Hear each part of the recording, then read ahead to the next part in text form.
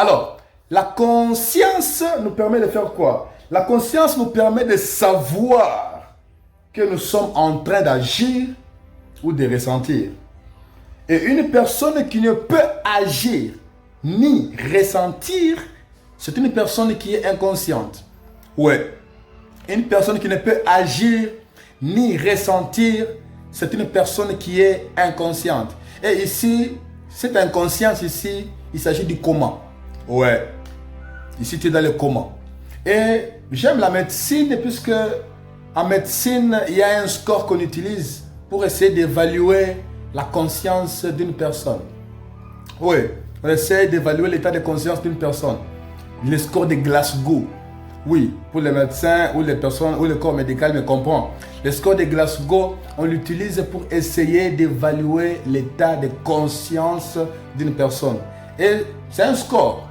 Quand je parle de score, donc il y a des points qu'on donne. Et là, on évalue trois éléments. On évalue trois éléments. Il s'agit de l'ouverture des yeux, la réponse verbale et la réponse motrice. Je ne vais pas trop entrer dans le détail là-bas. L'ouverture des yeux, si elle est spontanée, il y a des points qu'on donne. Si c'est à la demande, si c'est à la douleur, si elle est absente, on donne 1. La réponse verbale, est-ce qu'elle est orientée? Tout ça. Est-ce qu'elle est inappropriée? Est-ce que ce sont des sons incompréhensibles? Il y a des points qu'on donne là. La réponse motrice, est-ce que c'est orienté? Ça obéit à la commande? Quand je dis bouge ton bras droit, est-ce que tu bouges ton bras droit? Ou bien je dis bouge ton bras droit, tu bouges ta jambe gauche. Là, ça n'obéit pas à la commande. Et tout ça, il y a des points qu'on donne. Alors, selon le score qu'on trouve, on peut classifier alors le comment.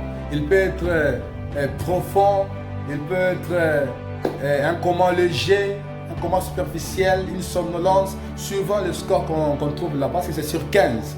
Alors, il y a des intervalles de score, par exemple, inférieurs à 7, c'est coma profond, entre 10 et 7. Voilà. Mais de l'autre côté, la connaissance nous permet de savoir qui nous sommes réellement. La conscience nous permet de savoir que nous sommes en train d'agir ou de ressentir.